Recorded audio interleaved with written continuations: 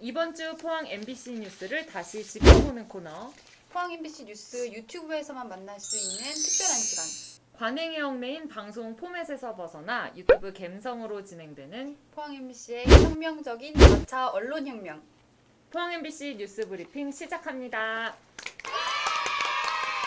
네, 저희는 포항 MBC에서 만나서 일하면서 애 키우고 취재하고 기사 쓰고 생방송으로 뉴스를 진행하는 김형일 장미쁨 박성아 기자와 뉴스 AD 이지연입니다. 반갑습니다. 네, 반갑습니다.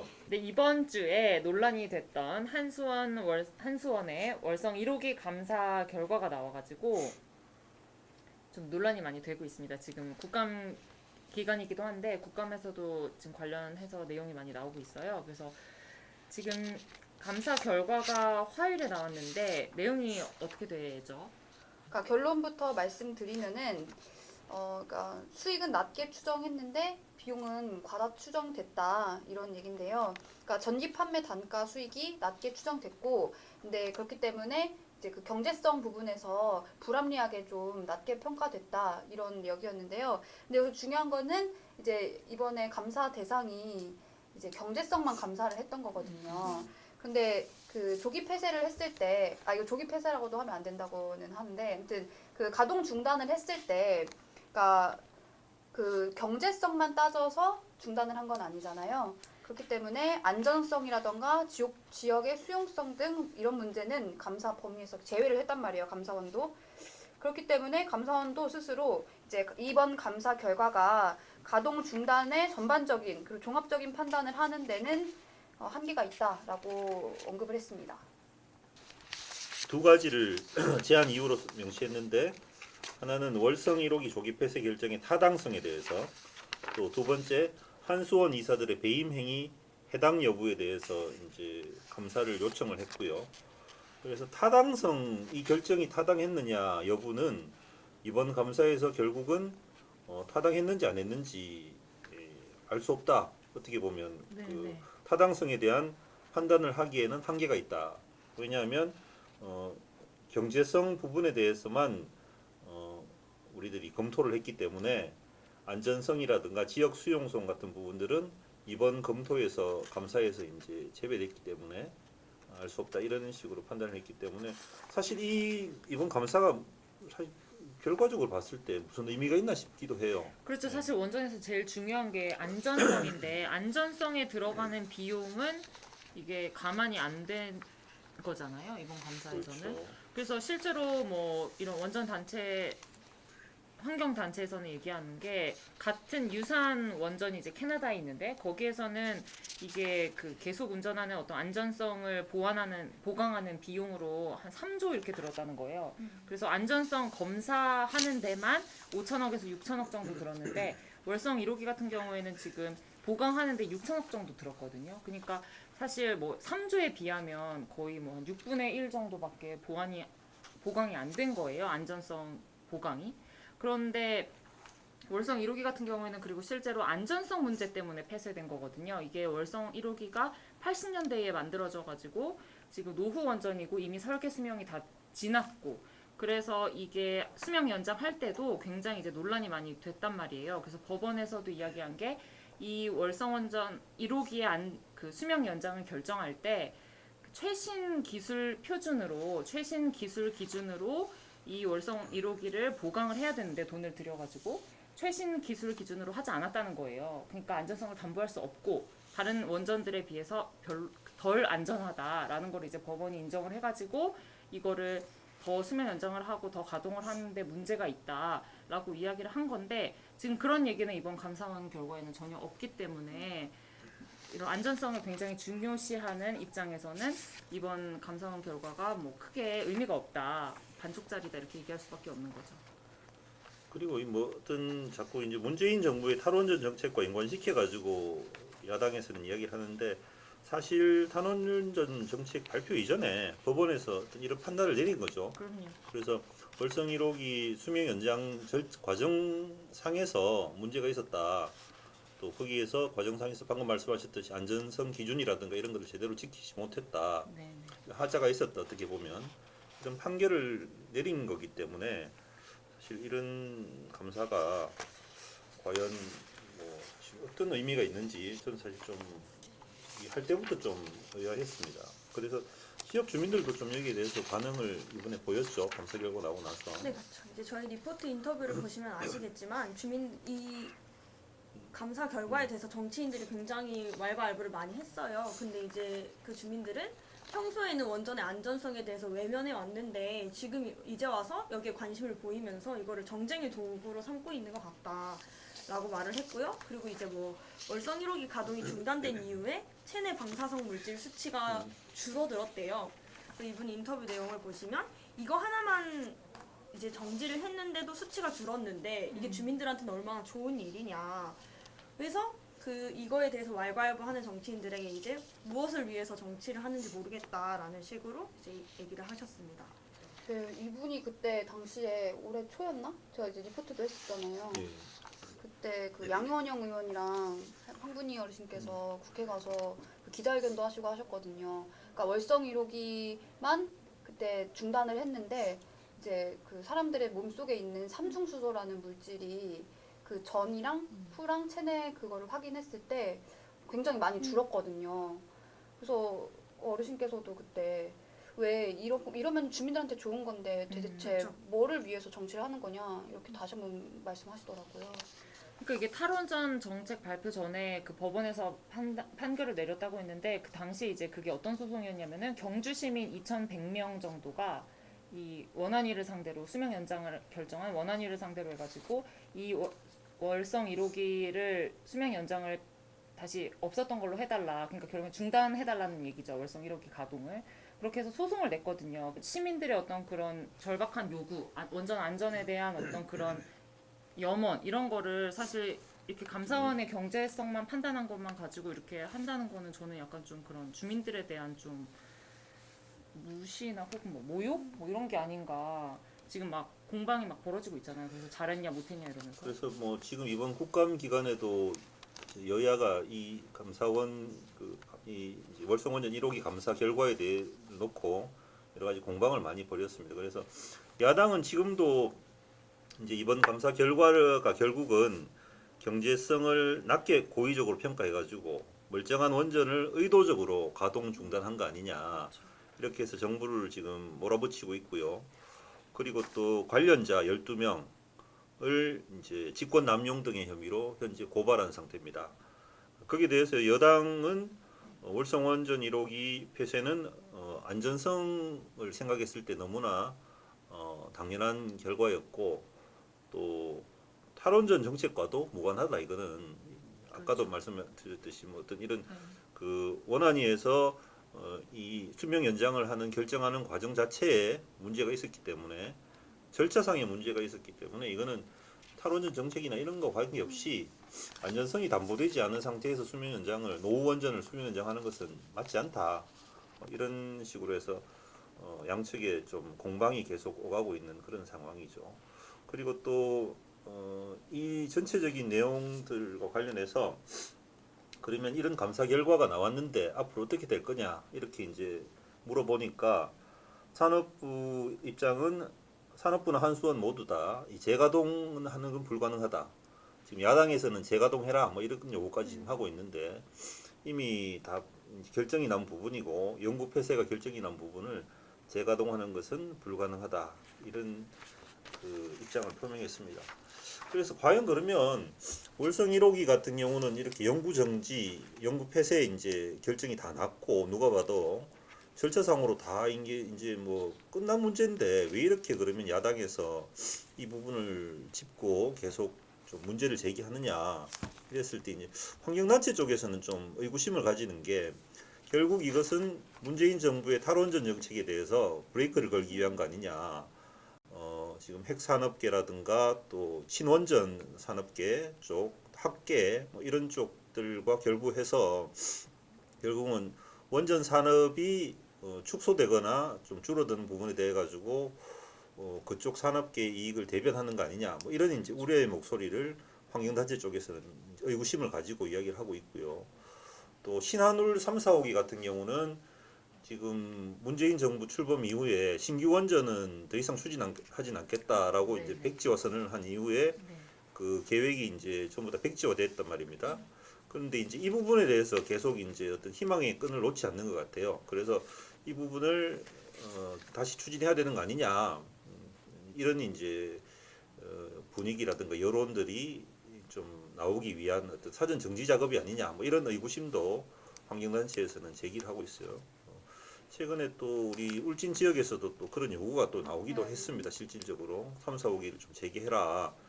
또 이게 이제 지역 경제라든가 뭐 이런 부분하고도 맞닿아 있다 보니까 뭐 지역 주민들 입장에서 또 그런 요구를 할 수도 있는 부분들이 있죠. 그래서 이제 이게 전체적인 탈원전 정책적인 측면에서 접근하는 부분들, 또 지역 주민들의 어떤 욕구 이런 부분들도 있고, 또 아까 말씀드렸듯이 핵산업계라든가 또 거기에 어떤 이해관계 이런 부분들이 여러 가지가 얽혀 있는 것 같아요. 그러다 보니까 이런 논란들이 계속 확대 재생산되고 있는 거 아닌가. 그래서 뭐 오늘 또 제가 미디어 오늘을 한번 봤는데, 미디어 오늘에 그 비평 글이 하나 이제 떴는데 좀 주목할 만한 내용이 있더라고요. 그래서 여기서 하는 이야기가 월성 1호기 감사 결과에 대한 프레임, 그 뒤에는 조선일보가 있다, 이런 내용이에요. 그래서 이 보면 월성 1호기 관련 보도 프레임은 조기 폐쇄라는 부당한 전제를 먼저 앞세우고 네. 경제성 저평가 논란을 부각해 원전 폐쇄의 핵심 원인인 안전성 논란을 없애버리고, 또 탈석탄 탈원전으로 대표되는 에너지 전환을 정쟁 이슈로 묶어버렸다. 그래서 문재인 정부의 탈원전 정책에 대한 좀 비판, 이런 여론들을 지난해부터 계속 이제 좀 부각시키고 있다, 뭐 이런 식의 이제 비평 글이고요.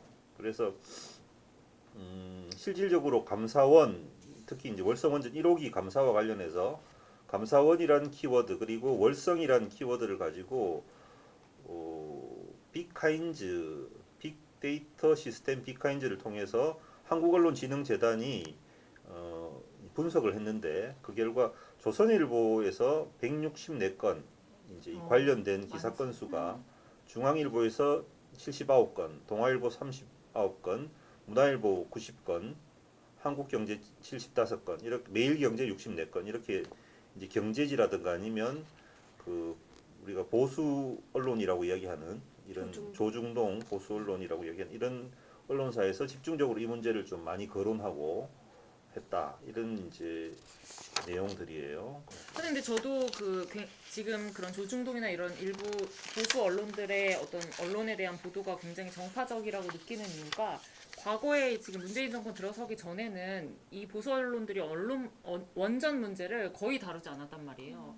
이런 보수 언론에서 원전의 어떤 안전성이라든지 뭐 원전의 어떤 그런 뭐랄까 고장이라든지 사고 뭐 이런 거에 대해서는 전혀 찾아볼 수 없었는데, 지금 정권이 바뀌고 나서 갑자기 이 언론들이 언론에 대한 보도를 굉장히 많이 하고 있는데, 비판적으로, 그게 정말 좀 격세지감을 느끼는 거죠. 이렇게 관찰하는 입장에서는. 언론들이 어떤 그런 어떤 아젠다에 집중한, 예외적으로 이렇게 심하게 집중할 때 과연 그 배후에 어떤 의미가 있을까를 한번 우리 시청자분들도 한번 좀 잘 고민을 하시고 보셔야 될 것 같아요. 월성 1호기는 뭔가 상징적인 거네요, 지금.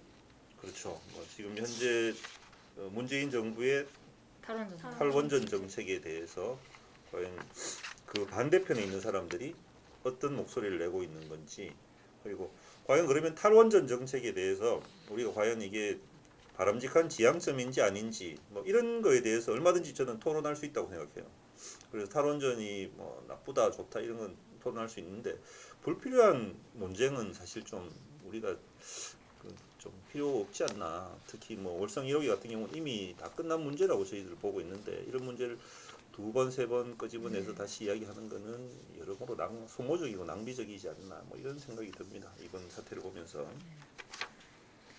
그리고 이제 포항시 의회에서는 그 하수 처리장 민간 투자 사업 동의안이 이제 직권 상정이 되는 일이 있었어요. 그래서 이번에 지난달에 9월 15일에 저희가 이제 상임위에서 이 하수처리장 관련 법안이 부결됐다는 소식을 전해드렸었는데 바로 그 같은 법안이 이번에 10월 19일에 그 직권상정이 돼가지고 투표에 붙여져서 가결 처리됐습니다. 그래서 당시에 부결됐을 때 이게 민간 사업자의 배만 불려주는 어떤 재정 낭비 사업이고, 그다음에 공공시설을 민간에 맡길 경우에 공공성이 하락하고, 또 어떤 철강공단 제2용수 처리 때문에 이 그 하수처리장 과부하가 걸리는 건데 여기에 지나치게 이렇게 돈을 쓴 건 맞지 않다, 이런 여러 반론 때문에 부결이 됐었었는데, 이게 이런 경우가 지금 거의 첫 사례라고 하거든요. 상임위에서 한번 부결됐던 법안이 같은 법안이 그대로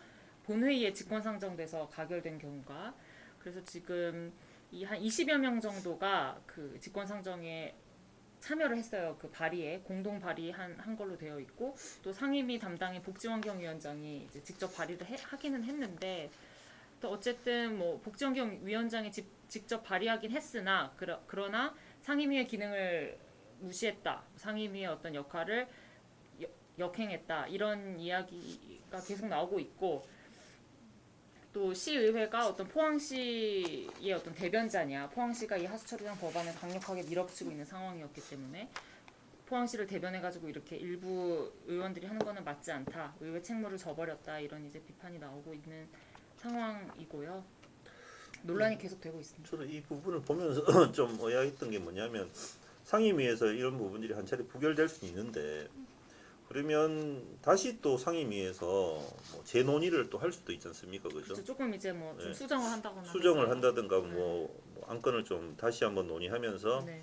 상임위라는 게 결국은 전문성을 가지고 그 안건에 대해 가지고 한번 판단을 하고 고민을 해보라라고 만들어 놓은 게 상임위란 말입니다. 그러면 복지환경위원회죠. 복지환경위원회 같은 경우는 환경 문제라든가 하수 처리장 문제에 대해서 전문적으로 고민을 하는, 어떻게 보면 시의회 내에서의 집단이란 말입니다. 그러면 그 사람들이 어쨌든 이 부분에 대해서 좀 더 다른 의원들보다는 더 많이 관심을 가지고 고민을 해야 될 사람들이고, 그런 의무와 또 책임이 있는 사람들인데, 그러면 만약 한 차례 그게 그 집단에서 부결됐다면 부결된 분명히 이유가 있을 거고, 그럼 그 부결된 이유가 해소되거나 풀리지 않으면 그게 다음 단계로 넘어갈 수 없는 거죠. 그러면 여기서 한 단계 더, 한 번 더 논의를 하고 한 번 더 상임위에서 한 번 더 심도 깊게 자기들끼리 치고받고 싸우든 간에 어쨌든 결론을 냈어야 되는 거 아니냐. 그걸 본회의로 가져가 가지고 직권상정해 버리는 거는, 이건 과도한 권한 남용이 아닌가, 어떻게 보면. 물론 뭐 제도적으로 그런 제도가 있다면 뭐 할 수는 있겠지만, 특히 하수처리장 민간 투자 사업 같은 경우는 논란이 많았지 않습니까, 그죠?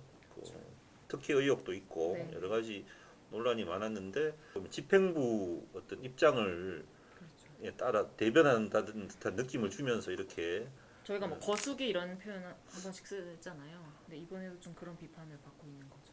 예, 그래서 이제 이 직권상정의 과정에서 시의회 의원들이 같이 참여를 했잖아요. 그래서 이제 포항시민연대 시민단체도 이제 기자회견을 했는데, 시민들의 목소리를 대변해야 할 시의회가 오히려 시를 견제해야 할 시의회가 지금 시를 도와주고 있는 게 아니냐. 그래서 이게 일방적으로 뭐 밀어붙이기의 사업의 들러리 전략이다. 이제 시의회가 결국에 시의 들러리가 되었다라는 논조로 이제 기자회견을 했고, 포항시는 일방적으로 밀어붙이는 불통행정 중단하라. 포항시의회 동료 의원과 해당 상임위원회에서 부결시킨 사업 동의안 재항정을 즉각 철회하라. 포항시와 포항시의회는 예산 낭비, 특혜 의혹, 특정 민간업체 배만 불리는 포항 하수처리시설 개성공사 민간 투자 사업을 중단하라. 이렇게 기자회견을 했거든요. 그래서 지금 이게 포항시민연대에서 감사원 공익감사를 청구한 상태래요. 감사 진행 중이에요. 네, 그래서 감사를 진행 중이잖아요. 그래서 이제 이 결과를 보고 나서 이 문제에 대해 결정을 해달라, 지금 이렇게 입장을 밝히고 있습니다.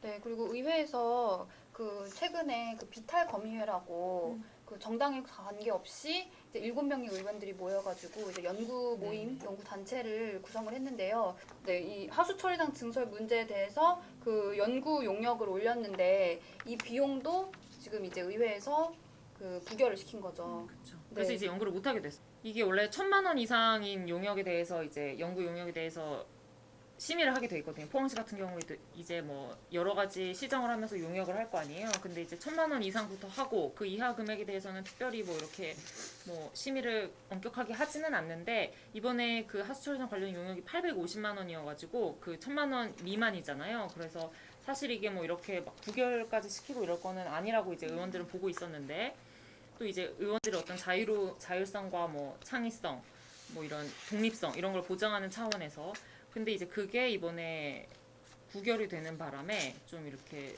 의외라는 평가가 많았죠. 그래서 그 집행부를 견제하고 감시하는 역할을 스스로 포기했다. 왜냐면은 포항시의 어떤 정책적인 이런 입김에 영향을 받아서 이렇게 부결을 한 것이 아니냐 이제 이런 얘기가 많이 나오고 있거든요. 저도 보고 이제 상식적으로 좀 납득이 안 되는 게 예를 들어서 공부를 하겠다. 그렇죠. 의원들이 모여서 이 문제가 논란이 많고 좀 논쟁이 심한 문제니까 모여서 공부를 하고 이게 과연 제대로 가는 방향이 무엇인가 한번 고민해 보겠다라고 해서 연구 용역비를 이제 요구를 한 거예요.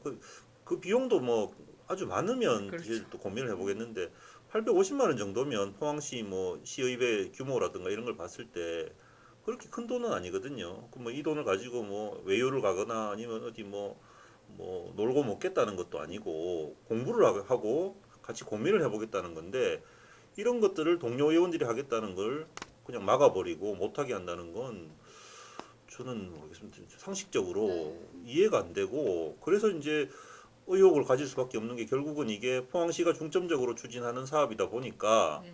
여기에 대해서 공부도 하지 마라. 공부도 하지 마라 하는 거 아니냐 이런 이제 자조 섞인 이야기들이 이 이제 모임의 회원이신 의원들이 하시는 이야기예요. 그러니까 그분들이 이 너무한 거 아니냐 동료 의원들이 공부하겠다는데 이것까지 못하게 하느냐. 그죠. 뭐 직권 상정되고 뭐 가결 처리되고 이거는 뭐 의원들 전체의 과반이 뭐 그렇다고 하고 하면 어쩔 수 없는 거지만 공부는 할 수 있는 거 아니냐 그런 얘기죠.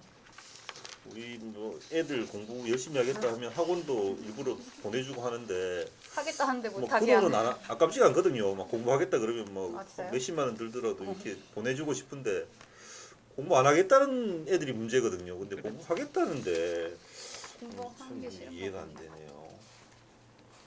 그리고 뭐 이외에 또 주요 뉴스들 어떤 게 있는지 지연 씨가 한번 또 정리해 주실래요? 네. 네, 이제 첫 번째로 원전 위험의 외주화가 심각하다라는 게 이제 이번 감사를 통해서 또 밝혀졌는데요.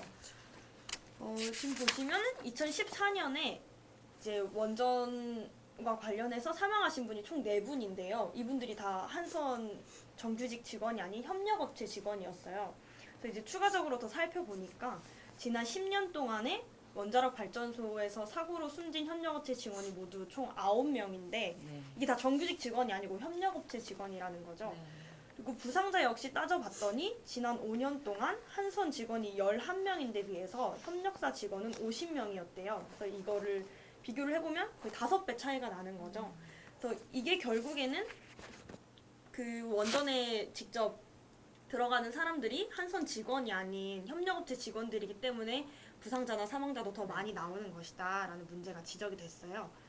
그런 안전 사고뿐만 아니라 그 방사선 피폭되는 정도도 그 외주화가 진행되고 있다는 거예요. 그러니까 비교를 했을 때 그 비정규직이라고 하죠. 협력업체나 뭐 정규 그 뭐 계약직 직원들의 그 피폭량이 그 누적으로 했을 때 그 정규직 직원보다 비교했을 때 18배 정도 된다는 거거든요. 1mSv 이상으로 했을 때요. 네, 네. 그리고 그 인원 수도 훨씬 더 차이가 나고요. 그렇기 때문에 안전사고나 이런 그 피폭, 이렇게 방사선 피폭 이런 것에서 우리가 요즘 굉장히 많이 얘기하고 있는 위험의 외주화가 그 원전에서 심각하게 이루어지고 있다는 거죠. 그래서 저희가 뭐 생명 안전 분야에 대해서는 빨리 비정규직들을 정규직으로 해야 된다. 이 사람들의 어떤 이런 불합리한 처우를 막기 위해서라도 그런 얘기가 많았는데 지금 아직 제대로 안 되고 있다는 거죠? 네, 그래서 어제도 그 분들이 그 원안위 앞에서도 기자회견을 했었어요. 원전에서 일하시는 분들의 이제 분야를 5가지로 볼 수가 있는데 청소, 그리고 경비, 그리고 방사선 안전관리, 그리고 수처리, 그리고 정비 분야 이렇게 5가지가 있는데요. 지금 경비랑 청소 분야는 한수원 자회사로 네. 이제 정규직이 이루어졌고요. 그리고 그 식당에서 일하시는 분들은 직고용이 됐대요. 근데 이렇게 되신 분이 2,000명 정도, 2,000여 명이 된다고 하고요.